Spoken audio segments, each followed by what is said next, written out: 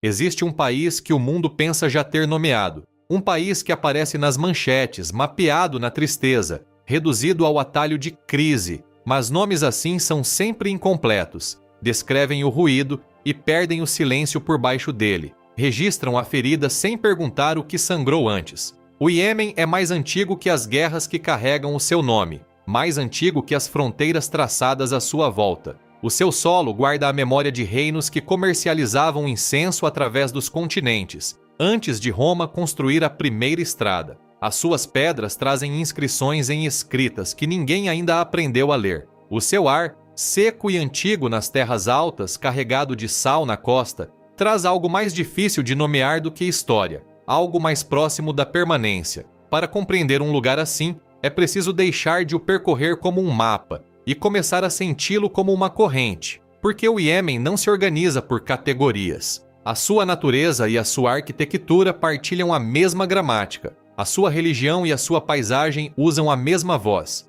O seu passado e o seu presente não se separam, dormem nos mesmos quartos, respiram pelas mesmas paredes e despertam ao mesmo chamado à oração. Sobreviver aqui exigiu sempre criatividade. Não a criatividade do conforto, mas a mais exigente. A que nasce quando a pedra é o único material disponível, quando a água é tão rara que se torna sagrada, quando o penhasco sob a tua casa é simultaneamente fundação e fortaleza. A arquitetura nesta terra cresceu primeiro da necessidade, e a beleza surgiu depois, porque a necessidade, seguida com fidelidade, gera o seu próprio tipo de graça. A argila é a principal língua da construção no interior do Iêmen. Não uma argila fina e frágil, mas argila comprimida, seca ao sol, em camadas, que sobreviveu a impérios. Cidades inteiras erguem-se dela, torres de 9 andares lado a lado, em formações que resistiram a 5 séculos de inundações, ventos e ao lento desgaste do tempo. No Wadi Hadramaut, o vale que atravessa o deserto do sudeste, esta tradição atingiu a sua expressão mais dramática, torre após torre, cor de âmbar ao amanhecer e sombra escura ao entardecer, apertadas ao ponto de partilharem a mesma sombra. Vista de cima, a densidade parece quase impossível. Um horizonte que, à primeira vista, pertenceria a um século muito mais tardio, mas é mais antigo que a maioria das cidades que se consideram antigas. 500 anos de muros de argila, 500 anos de mãos a lembrar-se de como reconstruir o que a chuva e o tempo erodem. Manutenção aqui não é reparo, é devoção. Ao longo do mesmo vale, um palácio branco ergue-se contra a névoa âmbar como se detivesse o tempo. O Palácio de Sayun, maior estrutura do Hadramaut, foi construído com o mesmo tijolo seco ao sol das torres à sua volta, depois alvejados com cal branca até reluzirem como algo de outro mundo. Foi um dia o centro político do sultanato Kaiti, um ponto de autoridade numa região que mantinha os seus próprios ritmos, afastados da Península Arábica. No interior, corredores arqueados ainda exibem motivos florais em estuque pintado, e a luz move-se lentamente sobre pisos de azulejo. Hoje, museu guarda objetos de um reino desaparecido, manuscritos, armas, joias, pequenas coisas que outrora carregavam um enorme peso. As paredes alvejadas resistiram ao tempo, mas não se renderam. Perduram como as coisas orgulhosas, não inalteradas, mas inquebráveis. O que o vale fez de argila, as montanhas fizeram de pedra. No maciço de Harás, onde a altitude altera tudo, a temperatura, a cor da luz, o som do vento, as comunidades encontraram soluções diferentes ao mesmo problema de sobrevivência. Em aldeias como Al-Hadjara, a resposta foi subir. Ir mais alto que as inundações, mais alto que o alcance dos invasores, suficientemente alto para que a própria montanha se tornasse a primeira parede de defesa. As casas não foram colocadas ao lado da rocha, foram talhadas nela, cortadas a partir dela, empilhadas com uma precisão que a engenharia moderna ainda examina com respeito. Muros entrelaçados sem argamassa, saliências naturais tornaram-se fundações, portas esculpidas diretamente na face da rocha, e todo o povoado, visto de longe, parece menos uma aldeia e mais algo que a própria montanha cultivou. As encostas em terraço abaixo destas aldeias contam uma história igualmente paciente. Gerações esculpiram as terras altas de Harás em degraus de terra cultivada, transportando pedras para erguer muros de contenção e persuadindo a agricultura a surgir num solo que, logicamente, não deveria existir a essa altitude. Cada terraço é uma negociação entre a vontade humana e a geometria da montanha. A água das névoas e das breves chuvas é recolhida em cisternas de pedra talhadas na rocha, depois canalizada por canais que alimentam campos de cereais e de cate. Vista de cima, estes terraços ondulam pelas encostas em curvas que parecem quase líquidas, como se a montanha tivesse sido esculpida pela água e não pelas mãos. Ao amanhecer, quando a luz ainda é fina e prateada, toda a paisagem respira unida. Pedra, solo, névoa e os primeiros sons de movimento das aldeias nas cristas. A fé não está separada do mundo físico no Iêmen. Está entrelaçada nos materiais usados para construir, nos ritmos que organizam cada dia, na própria geografia da terra. No deserto de Maribe, onde o calor distorce o horizonte e a areia contém mais história do que a maioria das bibliotecas, 7 pilares de pedra erguem-se da terra num ângulo que capta a luz da tarde como dedos estendidos. São o que resta de Mahram Bilqis, o templo do deus Lua,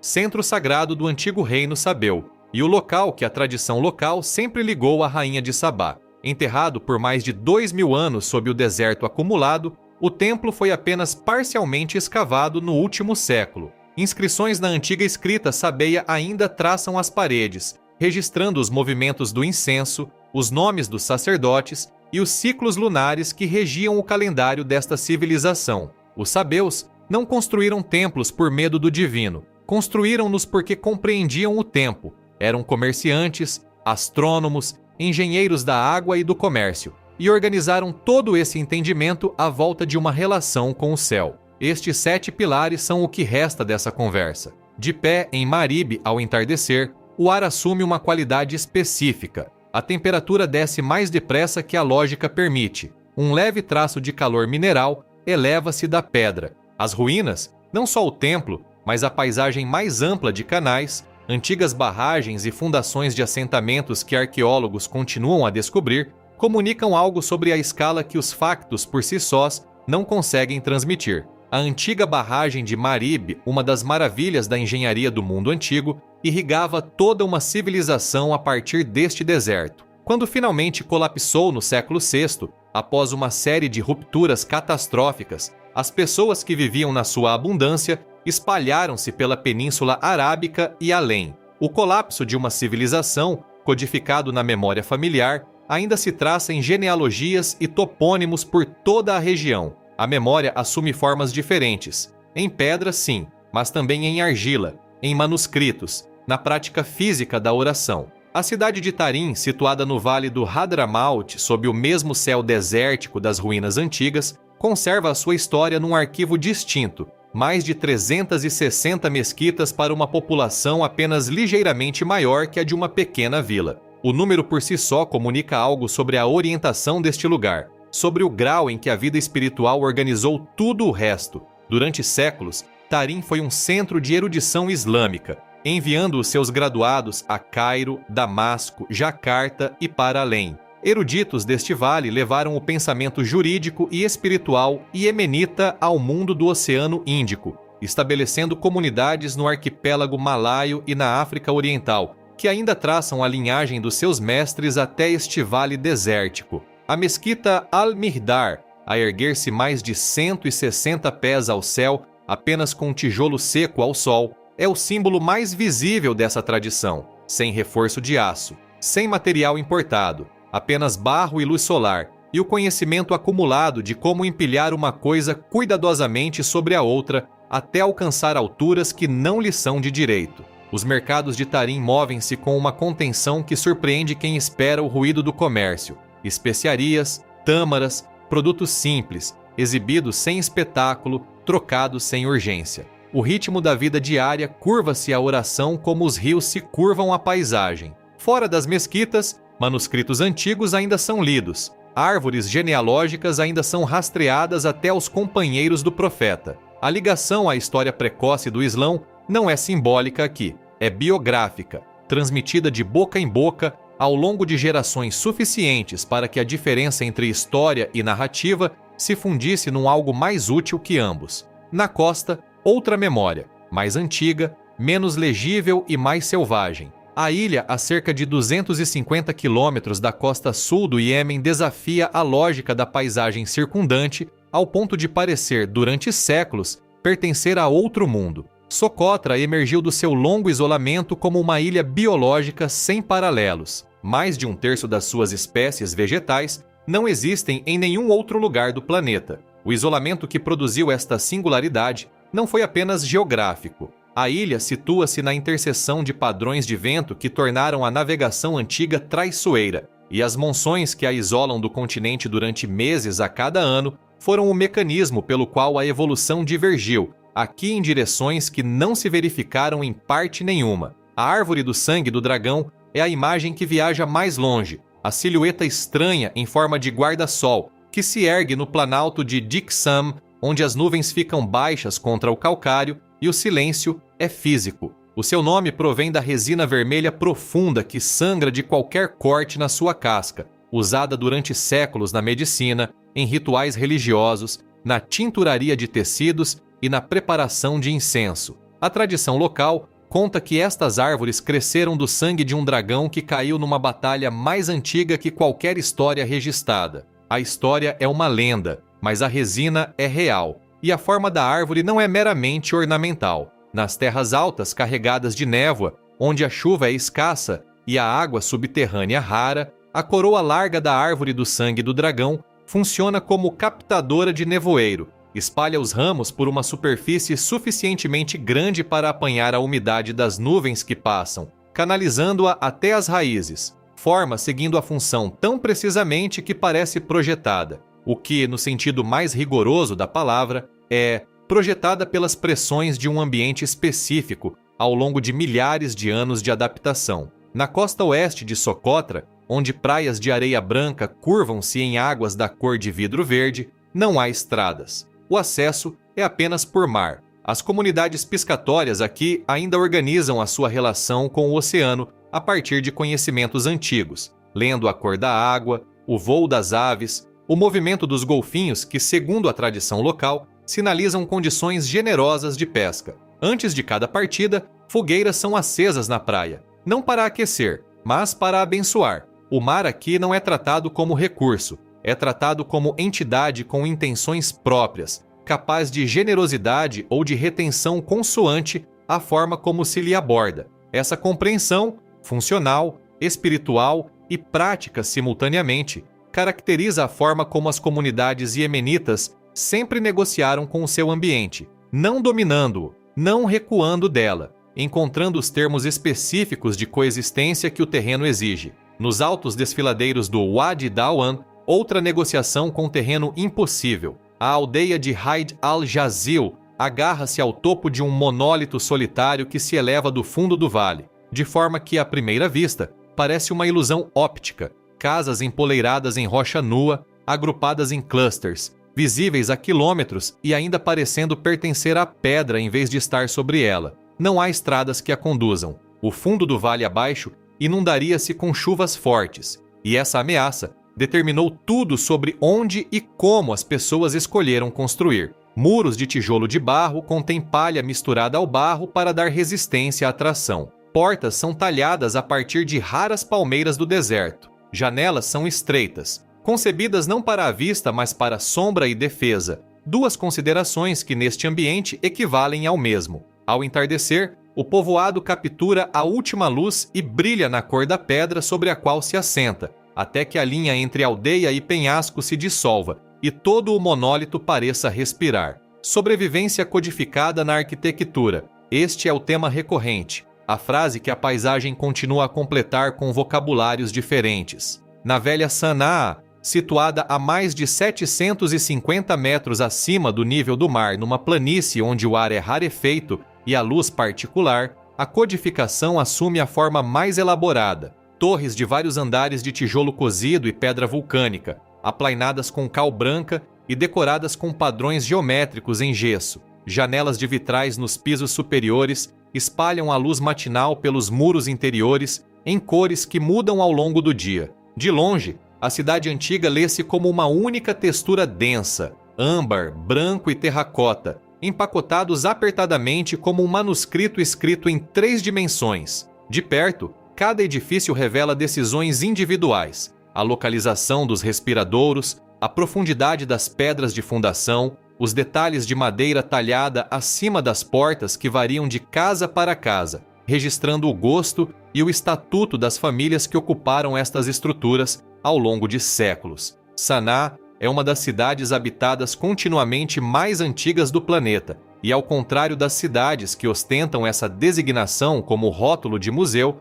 ainda funciona como cidade. Os antigos mercados continuam a ser mercados, as mesquitas continuam ativas, as pessoas ainda habitam as torres, ainda as reparam com os mesmos materiais originalmente usados, ainda transmitem o saber de como as manter de geração em geração. A designação da Unesco reconhece a importância do que aqui existe, mas a própria designação não protege. Só as pessoas podem fazê-lo, vivendo dentro da história e não ao lado dela. No centro da velha Sanaa, a grande mesquita possui um peso específico. A tradição sustém que a sua fundação data do século VII, da época do profeta Muhammad. O que não se discute é a idade do interior. Numa biblioteca dentro do complexo da mesquita, manuscritos corânicos sobrevivem em estado de extraordinária fragilidade. Pergaminhos que secaram em curvas, tinta desbotada à cor da sombra, escrita ainda legível a olhos treinados. São dos mais antigos exemplares do Corão no mundo, descobertos quase por acaso durante obras de renovação nos anos 70, escondidos num falso teto onde foram guardados talvez por séculos. A luz solar entra por treliças de madeira talhadas, projetando padrões de sombra e brilho sobre os pisos de pedra já alisados por 1000 anos dos mesmos passos, do mesmo propósito, do mesmo regresso. Não muito longe dessas pedras de oração gastas num canto da história de Sanaa que a maioria dos visitantes ignora, a memória de uma geografia religiosa mais antiga sobrevive em fragmentos. Antes das mesquitas surgirem, antes do chamado à oração tornar-se o ritmo diário da cidade, havia aqui uma igreja. A Catedral de Al-Khalis, construída no século VI sob domínio etíope, foi erguida com mármore importado de Constantinopla e decorada com mosaicos que viajantes descreviam como rivais das grandes igrejas bizantinas. Pretendia ser a declaração arquitetônica da presença cristã no sul da Arábia.